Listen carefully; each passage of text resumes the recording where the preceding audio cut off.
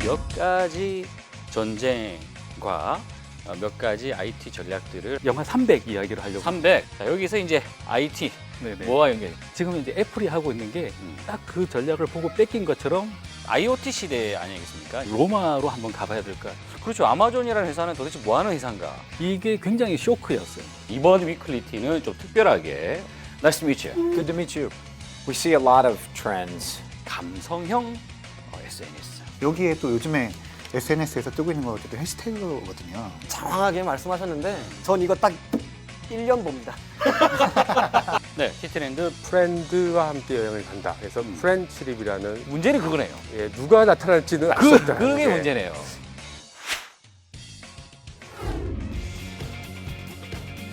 여러분 안녕하십니까? 티타임의 차정입니다.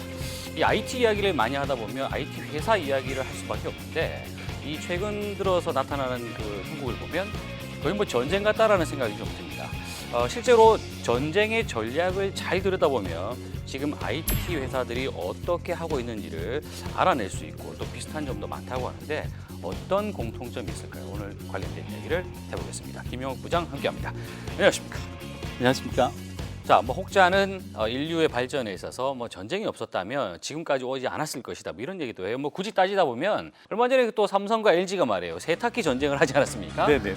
그러더니 또 지도새도 모르게 화해했어요. 네네. 예. 오히려 더 네. 큰 적들이 나타났기 때문에 어. 화해를 할 수밖에 없는 그런 상황이 되지 않았을까라는 생각을 해봅니다. 자, 이제 그런 전투를 빗대어서 이야기를 하다 보니까 벌써부터 이제 약간 흥미가 좀 가기 시작합니다. 네. 그럼 이제 몇 가지 전쟁과 몇 가지 IT 전략들을 한번 좀 설명을 해보죠. 네. 첫 번째로 어떤 거를 이야기하실까요? 첫 번째는 뭐 사람들이 본 사람들도 많은데요. 네.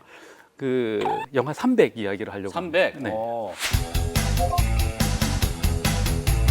전쟁보다는 그들의 어떤 그 근육이 더 이제 기억에 남았던. 근데 저 영화에서 우리가 주의 깊게 봐야 될 건 또 세계 4대 해전 중에 하나라고 하는 살라미스 해전. 살라미스 해전까지가 통틀어서 페르시아 전쟁이었어요. 거기에 보면 300명이 거기를 지켰다라고 하는데 실제로는 더 많은 사람들이 지키고 좁은 있었고. 길을 300명이 지켰다라고 나와요. 네, 근데 실제로 거기 지명이 테르모필레라고 하는 데인데 네. 꼭 거기를 지나가야 되느냐? 예. 해안선을 타고 가야지만 예. 계속 지속적인 보급을 받을 수가 있는 거예요. 아하. 그래서 그 좁아지는데 그 굉장히 강력한 스파르타 군대 300명이 딱 지키고 있으니까 페르시아의 양적인 우세가 더 이상 소용이 없어지는 거예요. 그래서 그 시간을 벌어서 거기에서 이제 살라미스 해전에서 페르시아가 크게 패하게 됩니다. 네. 그래서 그 뒤로는 계속해서 페르시아는 힘을 못 쓰게 되는. 그럼 그 전쟁이 그만큼 중요했다는 그 길목을 지켰다는 게 네네. 그만큼 중요하다는 겁니까? 그렇죠. 그 300명이 한 게 굉장히 큰 거죠. 그게 보면은 지금 이제 애플이 하고 있는 게 딱 그 전략을 보고 뺏긴 것처럼 그 전략을 취했다는 거죠. 뭔가요? 그게 뭐냐면 예. 스티브 잡스가 한번 계시다가 회사에서 나가게 되죠. 예. 다시 돌아올 때는 네. 금이기양을 하는 거죠. 네. 당당하게 들어오면서 잡스 2.0이 열리게 됩니다. 어. 근데 잡스 2.0의 제일 시발점이 뭐냐면 그간 하고 있던 모든 프로젝트를 다 캔슬하는 데 있습니다. 그리고 잡스가 나머지 프로젝트들을 다 없애버리고 모든 힘을 집중해서 만든 제품이 하나가 나옵니다. 아이맥? 네, 그게 아이맥입니다. 그 투명한 거? 네. 반투명한 거? 그 반투명한 케이스에 타워를 걸었죠. 그러니까 그 전략이랑 그 300이랑 무슨 관계가 있습니까? 일단은 그 좁은 데서 싸워라. 이게 중요한 거죠. 왜냐하면 여력이 없을 때는 모든 것을 다 정리하고 버리고 내가 양적 우위를 이길 수 있는 질적 우위를 나타낼 수 있는 좁은 곳으로 간 겁니다. 거기에서 아이맥으로 일단은 승리를 취하고 그걸 기반으로 해서 아이팟을 만들고 그 미친 물건이 지금 전 세계를 휩쓸고 있는 거죠. 애플 이야기를 했으면 또 이제 뭐 삼성 이야기를 좀 해볼 수밖에 아, 없어요. 네네. 이것도 어떤 전쟁과 또 관련이 있습니까? 그 1982년 네. 포클랜드라는 섬이 있거든요. 예. 아르헨티나에서 동쪽으로 예. 약 한 600km 정도 떨어진 곳에 있는 섬들입니다. 근데 거기를 1982년에 아르헨티나가 기습적으로 점령해버리죠. 왜냐하면 거기가 원래는 영국령이었거든요. 예. 근데 위치로 보면 아르헨티나 섬 같아요. 그래서 아르헨티나는 그때 당시 내부적으로 좀 시끄러운 상황이어서 시선을 그쪽으로 좀 돌려보고자 하는 것이 있었고 예. 그리고 또 믿고 있는 구석이 또 두 개가 있었습니다. 뭡니까? 첫 번째는 경제적인 가치가 낮았기 때문에 예. 정치적으로 타협이 가능할 거다라는 예상이 하나가 있었고 그리고 두 번째는 자기가 가지고 있던 배를 격침시키는 미사일 예. 대한 미사일을 가지고 쏘면 못 올 거야 라는 믿음이 있었던 거예요. 근데 의외로 또 영국은 또 바로 파병을 합니다. 파병을 하는데 그때 이제 아르헨티나가 놀래서 미사일을 쏴봐요. 근데 문제는 그게 5발밖에 없었다는 거예요. 2발을 쐈는데 한 발은 빗나가고 한 발이 명중했어요. 명중했군요. 근데 그 한 발에 배가 바로 격침됩니다. 어이고. 이게 굉장히 쇼크였어요. 근데 문제는 뭐냐면 그 미사일이 몇 발 없었다는 거고 예. 그리고 그게 이제 프랑스제잖아요. 프랑스의 목적은 이 미사일을 많이 팔아먹기 위해서 실전이 필요했던 겁니다. 성공했죠. 예. 그래서 더 이상 그래 안 팔게 라고 나온 거죠. 근데 이제 그때 영국이 또 믿고 있었던 게 바로 해리어라고 하는 수직 이착륙 비행기. 테니스 코트장 정도의 공간만 있으면 수직 이착륙이 가능했다는 거예요. 그래서 해리어가 계속 지속적으로 지상에 근접 공격을 가하는 거예요. 예. 이 근접 지원에 의해서 3개월 만에 아르헨티나는 크게 패하게 됩니다. 예. 자, 여기서 이제 IT 네네. 뭐가 연관이 삼성전자하고 뭐가 연관성이 있습니까? 이 삼성전자하고 뭐 애플 얘기를 해야 될 것 같은데요. 예. 애플 같은 경우가 오히려 아르헨티나에 좀 가까웠다라고 얘기를 하는 겁니다. 애플 같은 경우도 나올 수 있는 아이폰은 1년에 딱 하나라는 거예요. 그렇죠. 이게 충분하지 않다는 겁니다. 그에 반해서 삼성은 갤럭시라는 하나의 브랜드를 가지고 다양한 사이즈와 다양한 스펙으로 그 어떤 스펙의 저가부터 중가, 고가까지 철저하게 다 분쇄해서 다 가져가는 그런 전략을 취했다는 겁니다. 예. 그래서 사람들이 일반적인 사이즈를 선호하고 있다가 갑자기 화면이 커지니까 너무 좋아하는 거예요. 그래서 갤럭시 노트 2가 나왔을 때 갑자기 삼성전자의 주가가 이렇게 치솟는 걸 볼 수가 있어요. 항상 소비자가 원하는 제품을 바로 옆에서 바로 근접 지원이 가능하다는 거. 그래서 보고 아니다 싶으면 바로 단종시키는 거죠. 예. 그게 가능했던 이유는 삼성전자는 애플하고 달리 모든 부품을 스스로 만들 수 있는 네. 제조업의 힘을 보여준 거죠.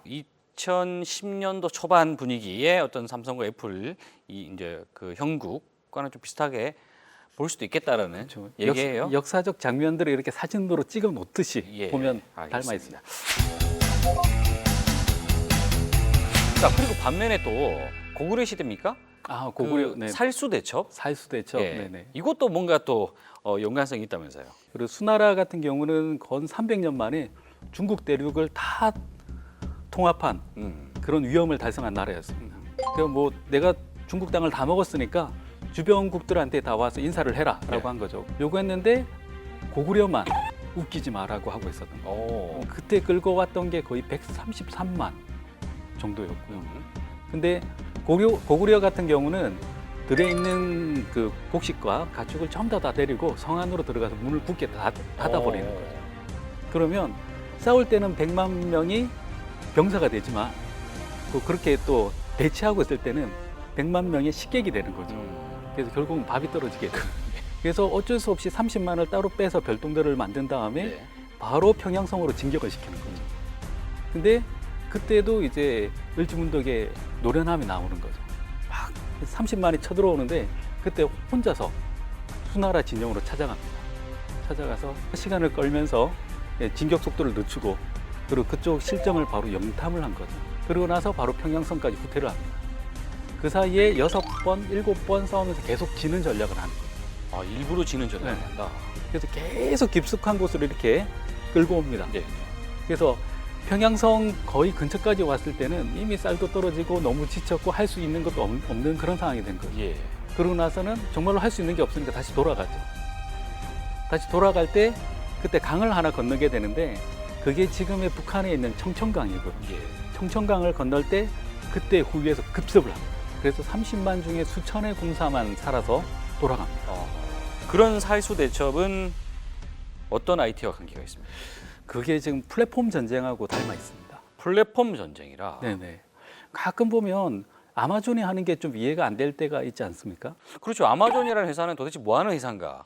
옛날과는 달리 요즘엔 전쟁을 하기 위해서는 모든 걸 다 갖추고 싸워야 된다는 겁니다. 그래서 지금 같은 경우는 이게 플랫폼으로 뭐 모바일, 다음에 뭐 클라우드, 그리고 컨슈머에 대한 쇼핑에는 이제 스토어 안에서 뭐 앱도, 비디오도, 음악도 같이 다 팔아야 됩니다. 그렇죠.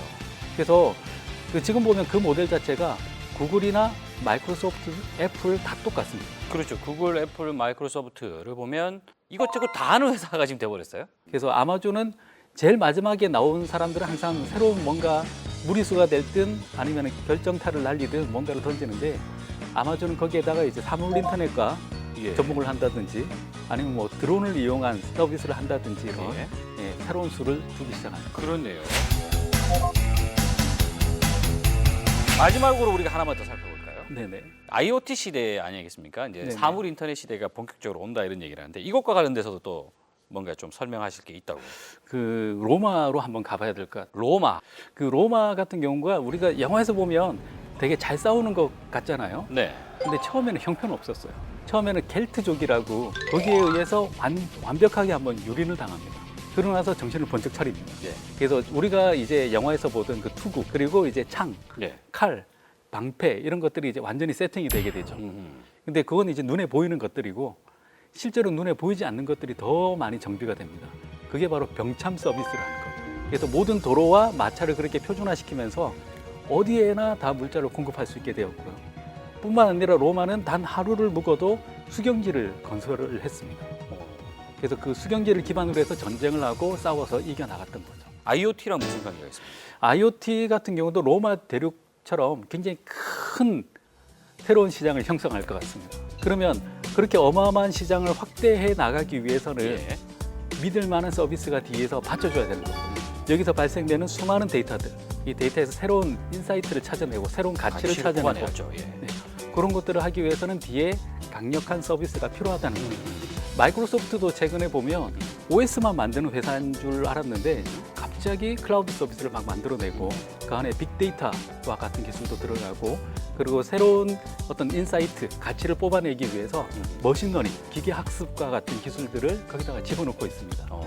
그런 것들이 사물 인터넷 시장의 어떤 주도권을 잡기 위한 그런 전략으로 서비스를 먼저 강화하는 그런 역할을 하고 있는 거죠. 야, 참 뭐 전쟁 이야기를 이제 들으면서 IT 이야기를 이제 들어보니까 IT보다 전쟁 이야기가 더 재밌다라는 그런 생각이 드는데 자, 오늘 전쟁 이야기 아주 재밌게 들었습니다. 특히 그 가운데 IT의 전략적인 부분들 뽑아내신다고 대단히 고생했습니다. 고맙습니다.